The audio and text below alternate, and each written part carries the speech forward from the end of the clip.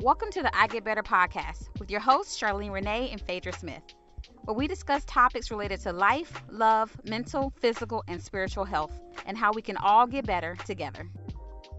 All right, welcome back to the I Get Better podcast with your host, Charlene Renee and Phaedra Smith. All right, we are back and we are coming back better late than never with the part 2 episode. We left off our last episode talking about love and love addiction. And then, of course, when we talked about addiction, we had to go on the flip side and talk about love avoidance, and we talked about attachment styles, and it got really good. We got into a lot of different facets of that and what it looks like and what we've seen in our work professionally in addressing those unhealthy, dysfunctional attachment styles that people bring to the relationship. But when we left off, we were talking about like the difference between, what we termed as junk love, where people will say they've had love, but it really wasn't quality love. And we compared that to, like food we eat, right? Where we have junk food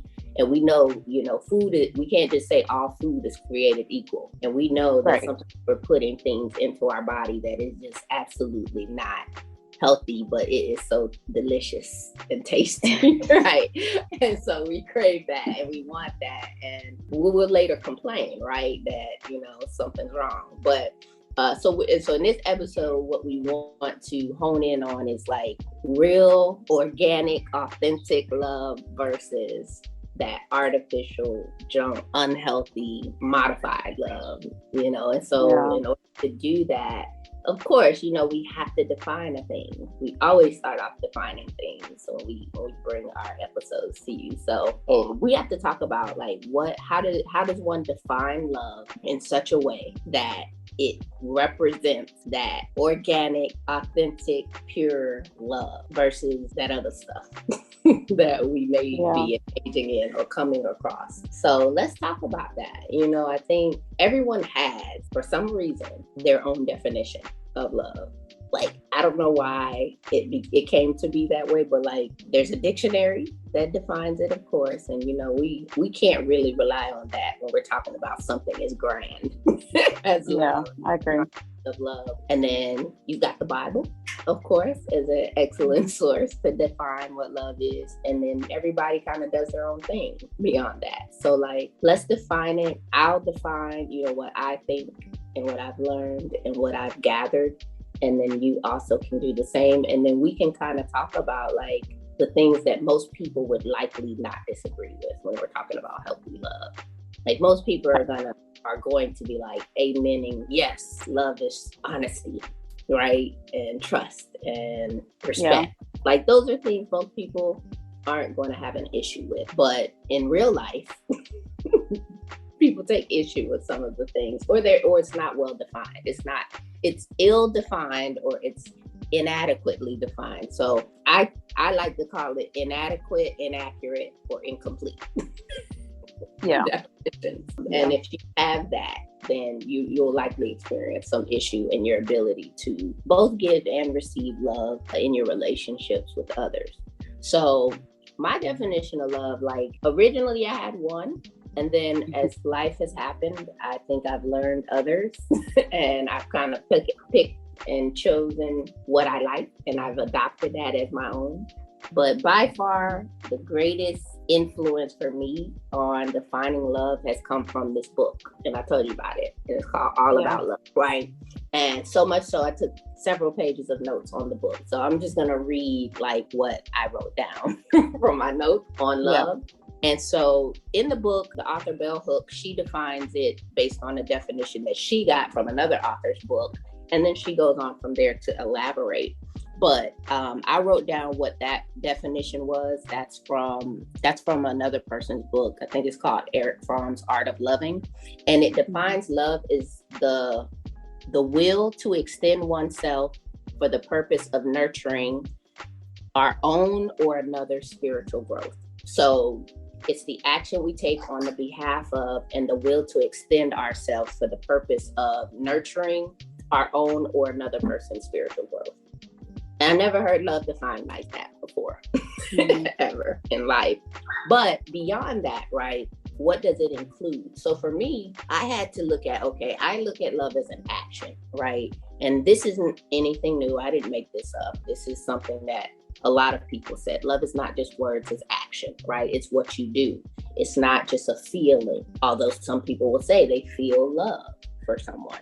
But for me, it's action. And then so I had to write down, what is it? It's a combination of different actions that you take towards a person. So the rudimentary or the elementary list that I wrote, like, what do I think love includes? It's a combination.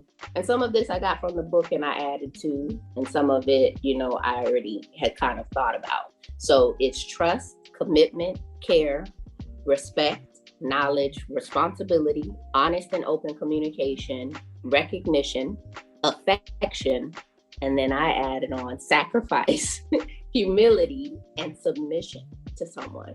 So all of those things, right? And if any one of them is missing or lacking, now we have an incomplete circle of love.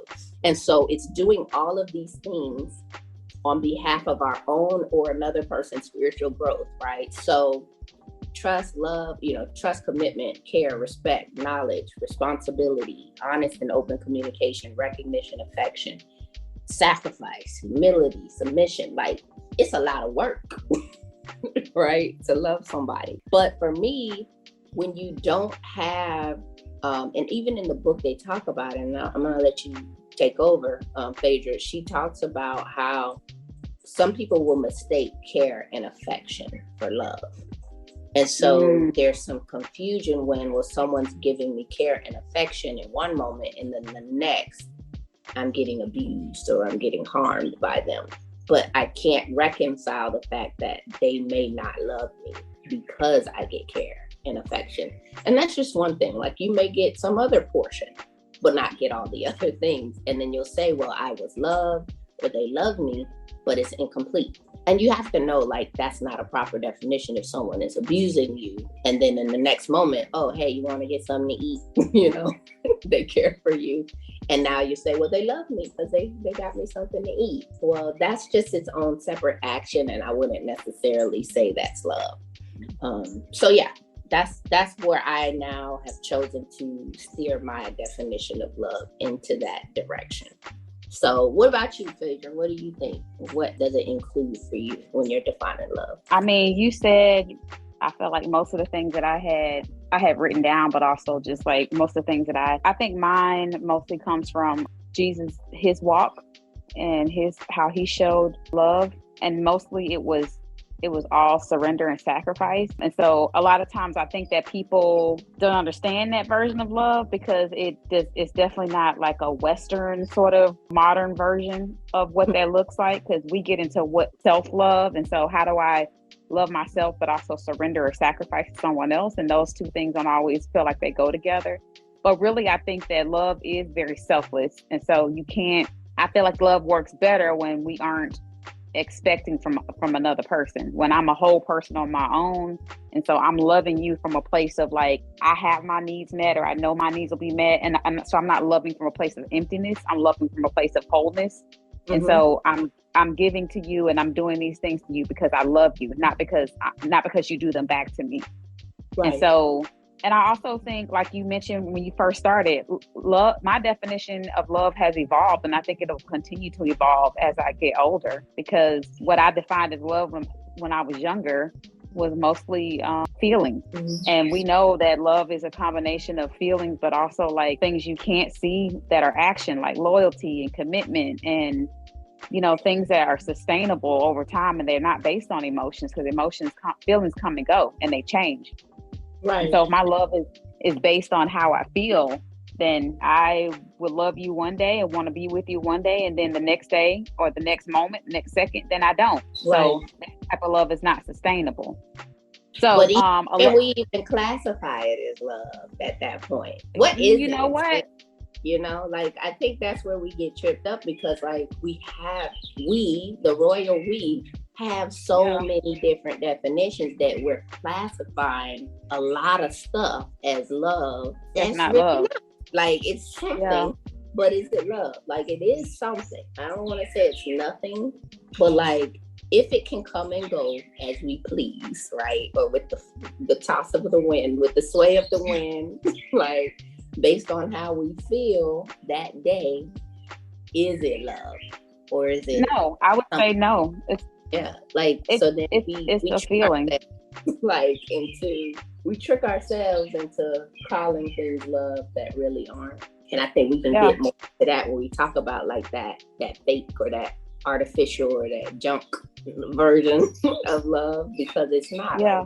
Like we have artificial food, right? We have like, this is artificial processed cheese, but it's not really cheese. They just kind of call it cheese, and it's something they created in a lab, and they put the name cheese on the package, and we make real cheese with it. And we're like, like we're really eating something else that we probably can't pronounce. I mean, it looks like cheese. We think it maybe smells like cheese, and it melts like cheese, but until you had, real cheese, then you won't ever really know, what it is. So I think with love, it's much like that. Have I ever really loved someone, or have I really ever been loved?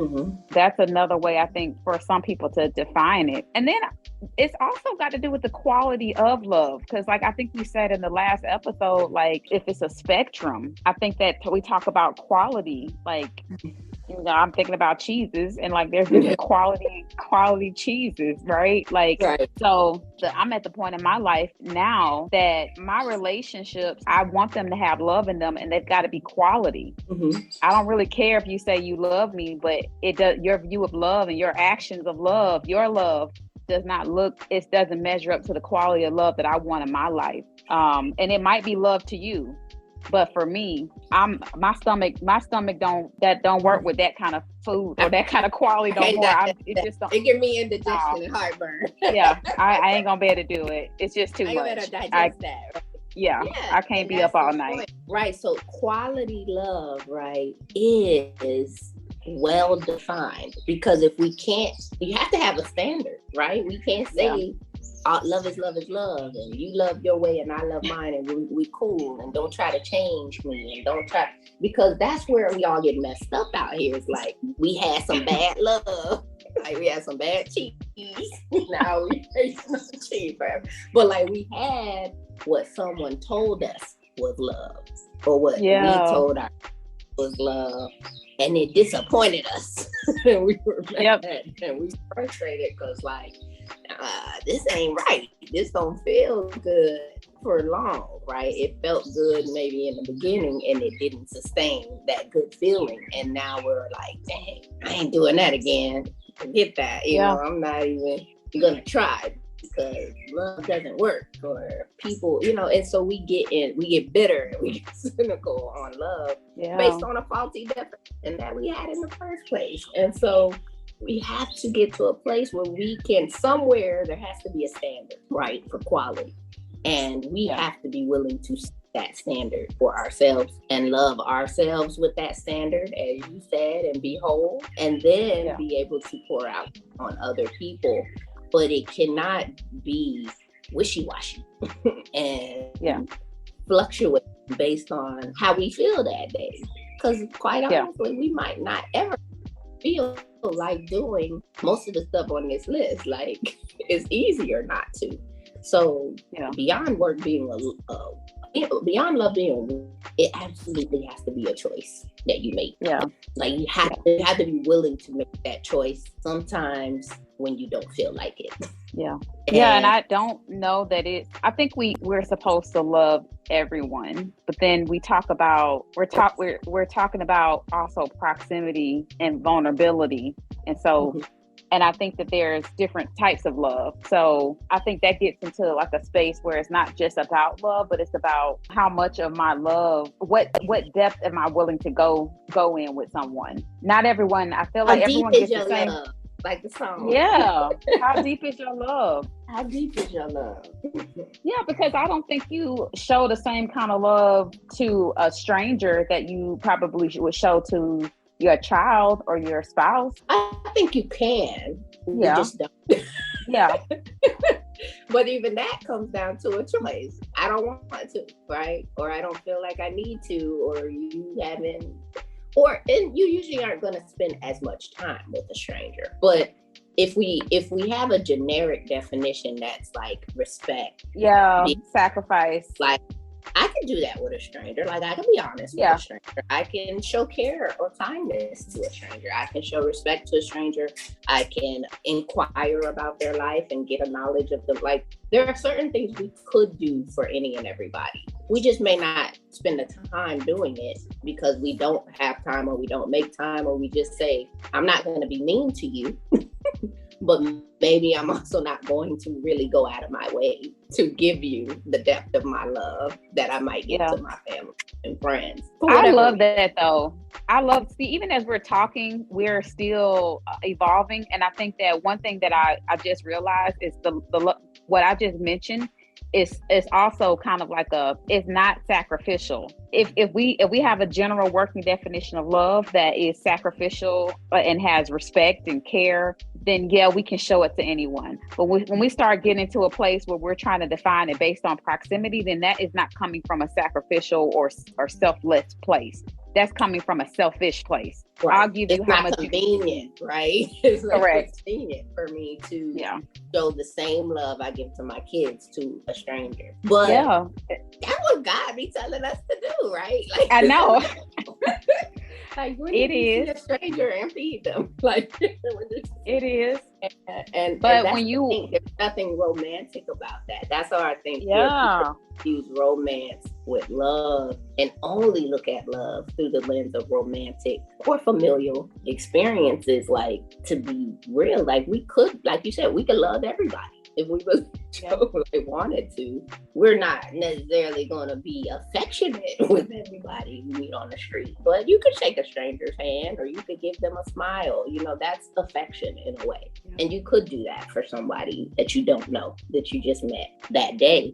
But it takes a lot of work and sacrifice. Well, it takes you being selfless. Yeah. Takes you being willing to be in a place where I'm not gaining anything from this. I'm just serving, right? And I don't think that we always naturally come from a place of being selfless. We naturally come from a place of what can I get? Yeah. What am I going to get from it? Yes, and that's the issue I take up with that love languages piece right now. Like, okay. I wanted to know what your issue is with love languages. My issue with the love languages is it's absolutely about what can somebody do for me. If you really think about it, I have an issue with the fact that we call it a love language. Like, it's all about what can somebody do for me, and if they don't do it, that means they don't love me. But if it's because if you think about it, every one of the 5 love languages, you could do those things for yourself. You can do all of those things for yourself and feel love for yourself. Yeah. Someone else chooses not to do them, then it's saying, because you didn't do something for me that I wanted you to do for me, you don't love me, and now I'm going to treat you some kind of way because of that. It's in every, like, I'm going to be mad at you because you didn't buy me gifts, and gifts are my love language. Like, I'm going to look at you different. I'm going to force you to act in this way. So for me, I think they are more languages of affection than they are of love. So you can show. Oh, see, I like that. Right? So call it the 5 affection languages if you want to. Yeah. But don't say this is love, because if you never buy me a gift, of course you want to do these things with the person that you're in relationship. Yeah. You never spend time with me. You never affirm me. You never do acts of service for me. You never do. So that means you don't love me, but you're committed to me. You care for me. You respect me. You do all these other things. But if I only call those things love, that's the issue I have with it, is it's a flawed perception of what love is. It's a limited perception. It's a very limited of what love is. And if it's a selfish perception. It is, because you're asking someone to do something for you, and then if you don't do it, right, then you don't love me. Yeah, that's not true. And I can do all of that for myself. I can take myself out. I can even give myself a hug, for that matter, if I want physical affection, or I can go get a massage and get physical affection for myself. But I cannot put that on another person and then get mad because they don't do it. Because I have people come to me all the time knowing what their love languages is, but why they don't get along. Why they don't like, if you know your love language and if that's what you need to be loved, then why are you having issues? You don't really know how to love if you're relying on that to demonstrate your love for somebody. So that's my issue I have with the 5 love languages. And I've had issues with it, even more so now that I've read and learned and lived and gotten a better understanding of love. Because as you said, if it's selfless, if it's really selfless, it's about what you do for somebody else and not anything to do with what they can do for you, because people might not. They may not be the type of person who is going to be overly physically affectionate or overly complimentary or like a whole lot of time. I don't know. People are different. I think they just have personality differences. But you may find yourself in relationships with people who are unable to fulfill those expectations that you have of them. So now, are you going to withhold your love from them? No, that got me really thinking that really love is an outward thing that we're supposed to be showing and not trying to receive. Love is given, like by nature, we're all going to receive it, because if everyone's giving it, you're going to receive it. For you, right? Right. But your goal in being in relationship with people is, I want to be in relationship because I want to be able to give love. But most of us go into relationship because we want to gain love. Yeah, exactly. That's the problem. We go into relationships from a selfish perspective, which sets us up for failure, everybody. Right. And disappointment and frustration. All the time. Absolutely. So if we're coming from the right position of giving, right? All I'm coming in a relationship to do is give, not take. Because you lose something when you give love, to be honest. You're really losing. You're losing something. You're sacrificing something. You're giving of yourself. You're putting yourself in a one down position of humility in order for somebody else to win. Yeah. And if they're doing that for you, then you're gaining, right? If somebody's willing to do the same for you, then it's not about them and it's about you for them, then you both gain in that, and you both lose. Yeah. No, I agree. I think that love, the gain in love it is invisible. And I think because we are creatures of instant gratification, or gratification, period. I think that one of the biggest issues is if I don't see that I'm getting it back, then I feel like I'm losing. And then if I feel like I'm losing, then I need to stop. But if I'm coming from this new perspective of like, I'm going into this relationship to be able to be a giver, then I'm not really losing anything, because I'm doing what I came to do. I came to give. My gain is not, I'm not expecting to be gaining from you. My goal is to give. Right. And my gain and my needs are being met in other places. Right. And so whatever you give me is just like icing on top of the cake, Right. Extra. Because if I can't get love outside of this relationship, then I'm already messed up. Yeah. Don't even need to be in it. What we doing here? Because I have to come into it already having something. Like, you can't come into a relationship in a love deficit and expect the other person to fill your needs up. That's just not going to happen. You have to, like, I'm coming. I already got a bag with me. Look, I got a bag. It's full of love. Look, I'm trying to give you some of it. Yeah, because it's not sustainable. How many of us come full of okay. I don't know that it is full of love. I think that we have tools to be able to be sustained outside of our relationship. So I think one of the ways that I've learned through life is through some like failed friendship. It's kind of made me reflect. Now, some of these people were unhealthy, but I think everything we go through is a cause for reflection, self-reflection. Mm-hmm. And one of the things that really God pointed out to me was He showed me some of the places in my life that I was deficit in. And so one of those things was just really areas that like I haven't really looked at, like what keeps me going in these types of friendships, like what kind of like draws me or attracts me to these friendships, or what keeps me staying sometimes. And sometimes that's because I have a deficit that I didn't know about. So I think, to answer that question, I think for me it's been my relationship with God. and also like my therapy and my goal for just kind of continuing to evolve and grow as a person. I think we have to have something outside of our relationship that not something, things, tools that keep us being introspective of ourselves so that we can continue to evolve. But if I'm looking for you as my friend to meet my needs and even meet needs I don't know about, then you set up for failure. Right. Yeah. Because you have to be willing to go out there and get it for yourself.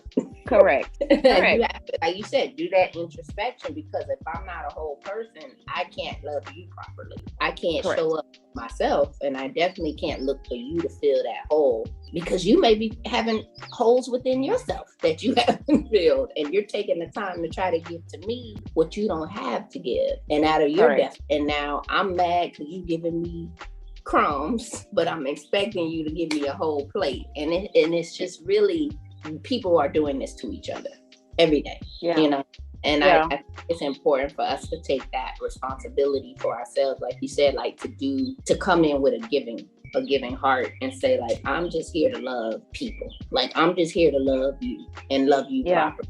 But I have to start with what is my definition of love, because if I just come in wanting to go guns blazing and love out of a faulty or incomplete or inaccurate definition, then even that's not going to be as successful as it can. It's not to say that people aren't going to do good things for others, that they're not going to show kindness to others, that they're not going to do things that are admirable. But what happens when someone is really hard to love? Like when they just terrible.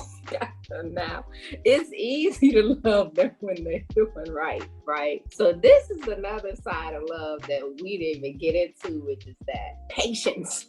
That that grace, that mercy, that forgiveness, that all of that. That's a whole nother side of love that we didn't even tap into yet. But like, what happens when the need for that shows up in the relationship? Well, I think let me just say, going back to our general definition, which I think is the definition: respect, sacrifice, care. What else do we want to add to it? Like there's some things that we can show to anybody. Honesty, commitment, loyalty. But I think it has to be all in healthy ways, that like I don't lose self, because the Bible says love God and love your neighbor as you love yourself. Right. And so I don't have to I do have to sacrifice, but I don't have to lose myself in the sacrifice. So because I can't. I don't know that I can know what I'm fully doing if I lose myself in it. Like I have to know I'm loving you, right? So be aware of that. Correct. What I'm doing. Yeah. So I think that like in loving the hard people,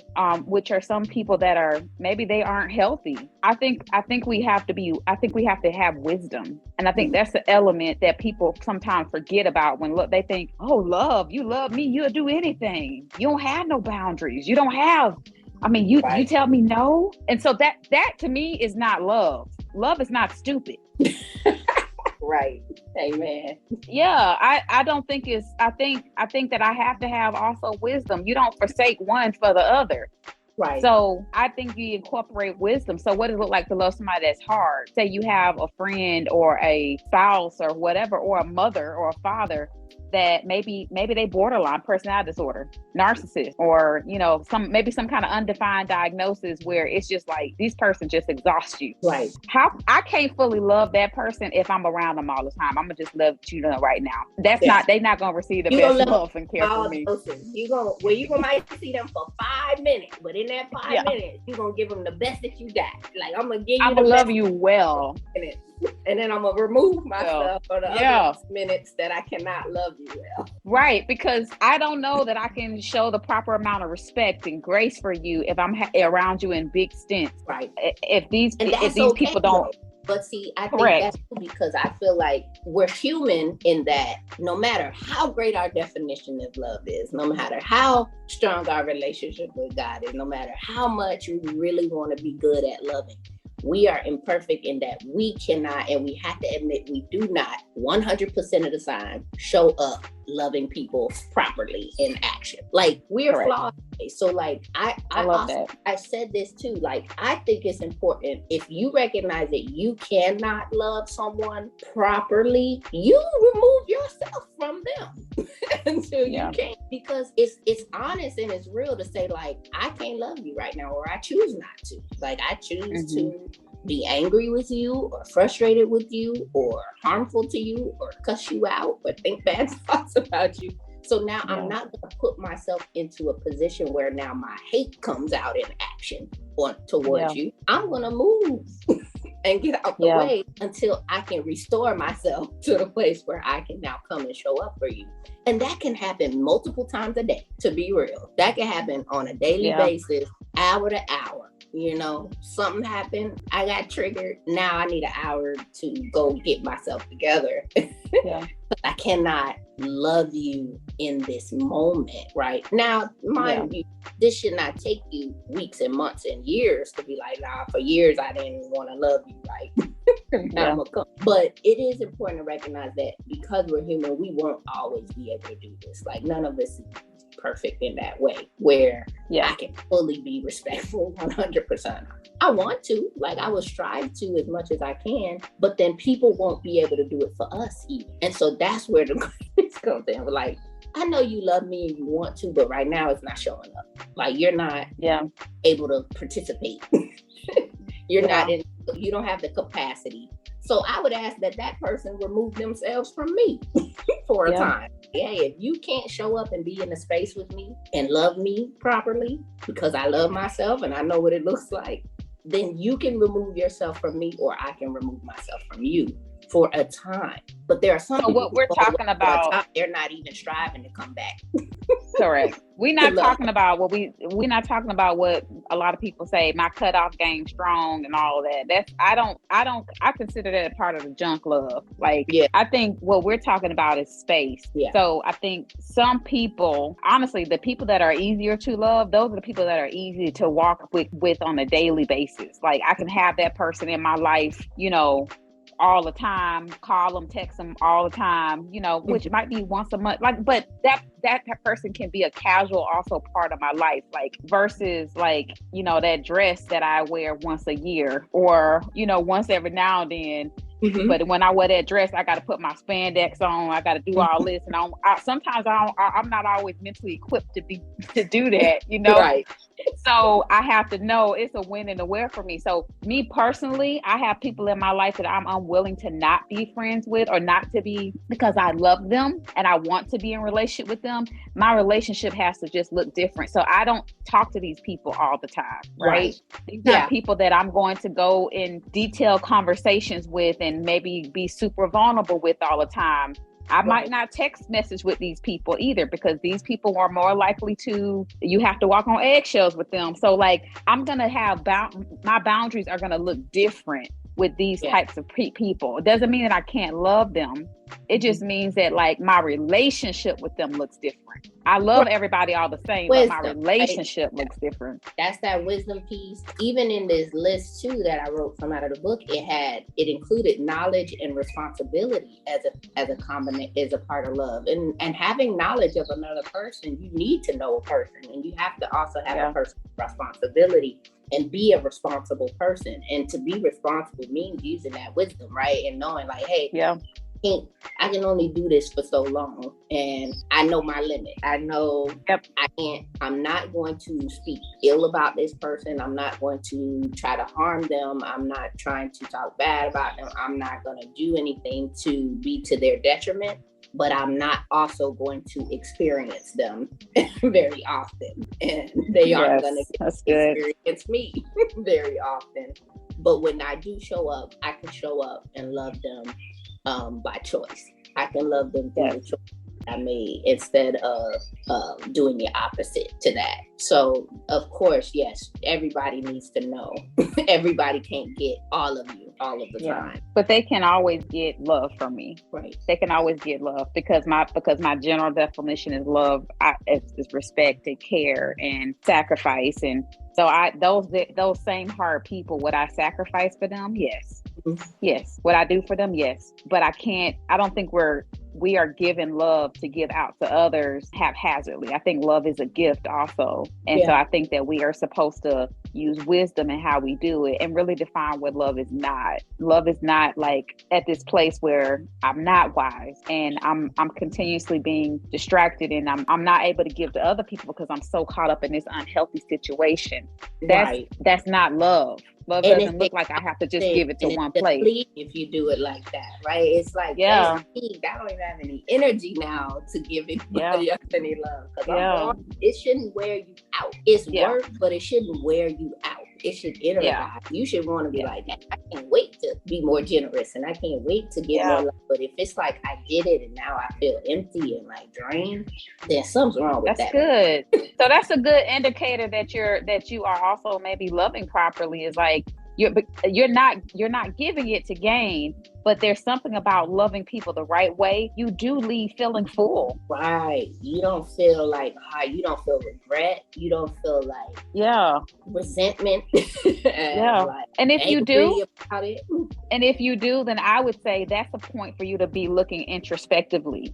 Am I really loving, or am I trying to meet a need? Am I trying to fulfill a deficit like we talked about? That's one of those introspective moments. I need to look at this relationship and really figure out, what am I doing here? Right. What's really going on? The measurement that you can kind of gauge by, like, what am I feeling after the fact, right? In spending time or experiencing this person, because that's a clue. That's a blues clue. That is a blues.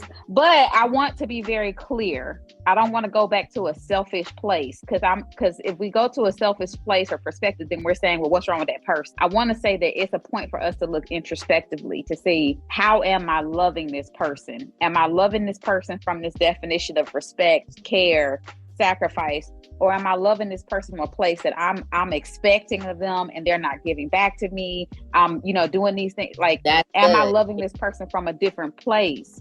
Because yes, that person might be toxic, but we just said we can love all people, hard people included, and still feel like we're gaining and still feel like we're doing the right thing. We're just using boundaries. So I don't want people to go to this selfish place where it's like, oh, it's that person. No, we're taught to love everybody. So if that's the definition, then I need to regroup and figure out, what am I doing in this relationship? Am I really loving, or am I coming from a selfish place, which we have already said is probably in the junk love category? Yeah, just to get something out of them that they're not giving, and now I'm upset. Or they're not capable of giving. Or the feeling, I don't get the good feeling that I want to get. Yes. Because it may not always feel good, but feeling good and getting energized is not necessarily the same thing, because to sacrifice, you may not always feel good. Like doing something that somebody really don't want to do. It's a sacrifice. Sacrifice don't always feel good. You may not always be like, yes, I did something great for somebody that I didn't want to do. You be like, yeah, I went on ahead and did it, but it really feel like it. But I gotta love them. So you may not have a smile on your face every time you do something loving somebody, but overall, it's hard. It shouldn't be like that, right? Not every day. Like every day. Yeah, not all the time. That's why I say it's a combination of things. And so the experience of love is not just unilateral. So but let's wrap it up for today. I think it was good, but we might have to come with part 3 for sure. Extension. But because we didn't get into the toxic stuff too much. We got into the good stuff, but we'll come back with what does it look like, what it's not, right? Like you said, we know what it is now. Hopefully have a better understanding of what that healthy, authentic, organic, pure type of love should look like, and then we can maybe come back and talk about that. Yeah, no, I agree. I think that'll be good. I wrote down misconceptions and toxic. So we need to probably get back into that. Okay. Yeah, we'll do that. So part 2 on love. We're talking about real versus fake, artificial versus natural.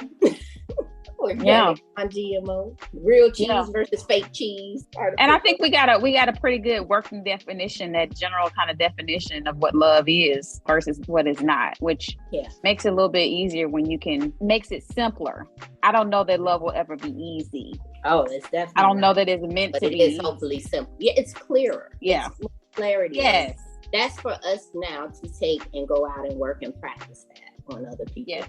So we're going to do that. All right. So we will come back with our next episode. Of course, we want to keep getting better so we can do better, so we can be better. And we'll be back. We're going to get back on a regular schedule, I think. Yes. The people have been asking us, so we got to get back. Don't forget to rate and review and subscribe. And also, if you have questions or topics that you want to hear discussed in the show, let us know. But yeah, until next time, guys. All right. Bye. Bye.